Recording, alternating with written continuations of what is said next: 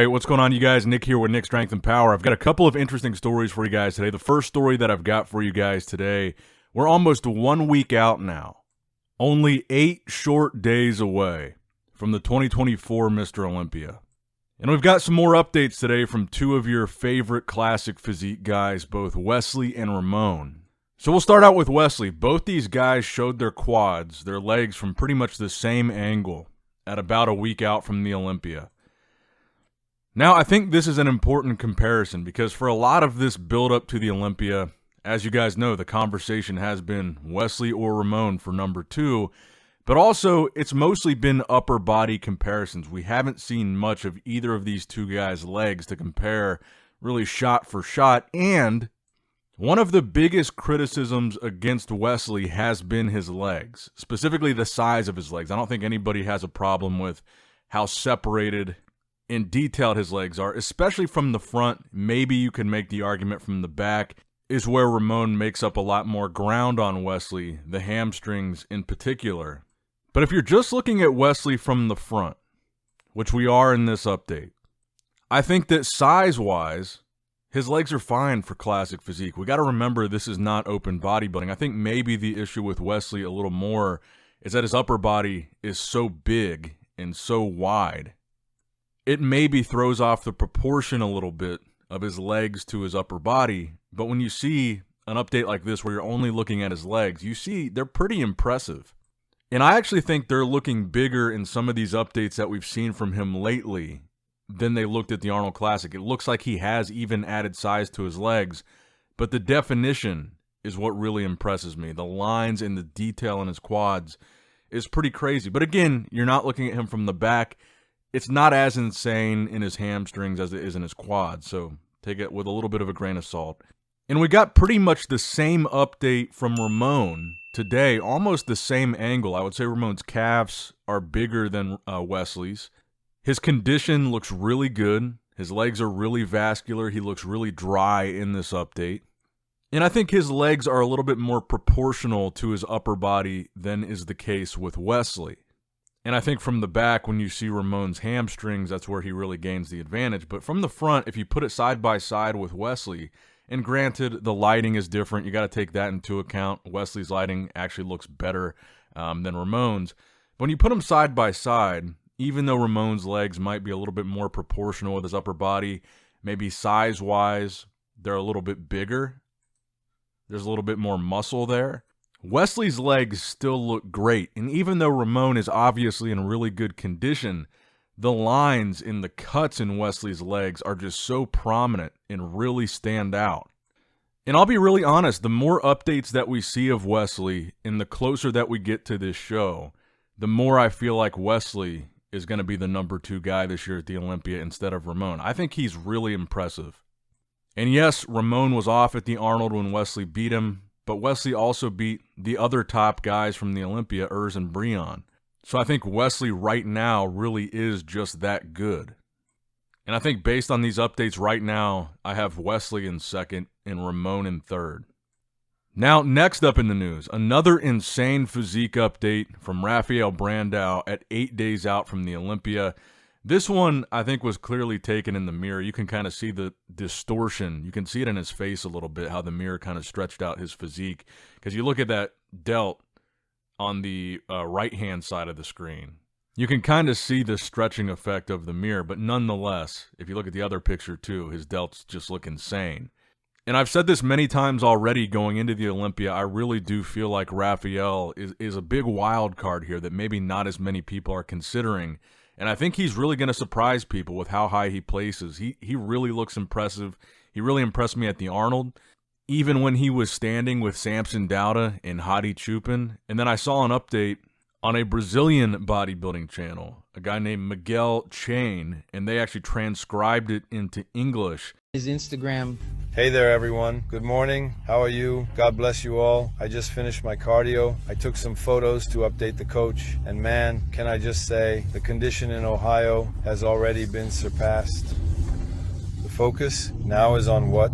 Maintaining volume and conditioning a bit more. And in this video, Rafael says that he's already surpassed the condition that he was in at the Arnold, Ohio. And so you see the size. I mean, he's obviously put on some size since the Arnold, and obviously had put on a lot of size going into the Arnold as well. So you see this bigger, fuller version of Rafael, and you consider the fact that he's saying in this interview that he's already more conditioned than he was on stage at the Arnold. I think I would be more surprised if Rafael is not in the top 6 at the Olympia this year than if he is in the top 6. And that's why I keep bringing up Rafael, because I feel like so much of this conversation is focused on the really big names, Derek, Hottie, Samson, Nick, Andrew Jacked, these like superstars. Not to say that Rafael's not, but I think he stood really well with 2 of the top guys in the world, Samson Dauda and Hottie Chupin, back in March. He looks like he's made improvements since then. I see a strong argument for him being a top 6 guy this year. And I also think the other reason maybe we don't talk about him as much is because he competed and qualified so early in the season. But let me know what you guys think in the comments down below about where you think Rafael is going to place at the Olympia this year. Now, next up in the news, I want to go on a little bit of a tangent here because this is not Olympia related, but there's a bodybuilder that still remains in the other IFBB, and his Instagram handle is Destiny5, his name being Bodebe Devo Nadukaru. And this is his update at 3 days out. He's your current reigning Mr. World, which is like the big title that they still have. And he's really the last remaining guy at the IFBB Elite Pro that appears to have the potential of being a star in this IFBB. I think most people would agree the IFBB Pro League, the Mr. Olympia, these are the best of the best guys in the world. But there have been a few outliers that kind of eventually came around, like Michael Krizo, like Neckzilla, like Good Vito, Vitaly Ugonikov. But eventually they've all ended up here. But this is one of those guys that I think really has that freak factor. Obviously, just crazy genetics, a great shape to his physique, round, full, 3D muscle bellies. I mean, this is probably the best guy that they still have in the other IFBB. And again, he's 3 days out in this update. So while we're having these conversations about the upcoming Olympia, and I'll show you a video of this guy as well from one of the last times he competed. And by the way, don't mind the trunks. He's not a classic physique guy. It was just the country that he's competing in that was the standard of trunks there. But as we've kind of thought about throughout this year, we've thought about Neckzilla. We've talked about him a lot. We talked about Good Vito a lot. Michael Krizo's kind of in the conversation now. Andrew Jacked is another big one. His first competition was not an NPC or IFBB show. And eventually they all end up in the real IFBB. But kind of this question of, are there any other freaks left out there that could stand with maybe the best bodybuilders in our IFBB? This is one of those guys, and I want to see him on the Olympia stage someday. So I saw this update, and it caught my eye, and it got me thinking about maybe future years talking about the Olympia. Like just a few years ago, we wouldn't have even been talking about Michael Krizo, Good Vito, Rubiel. They weren't even in the Olympia conversation at all. And now these are like the guys that people are saying are some of the top guys in the world. So I think if there's anybody out there that could be the next one of those guys, it's this guy.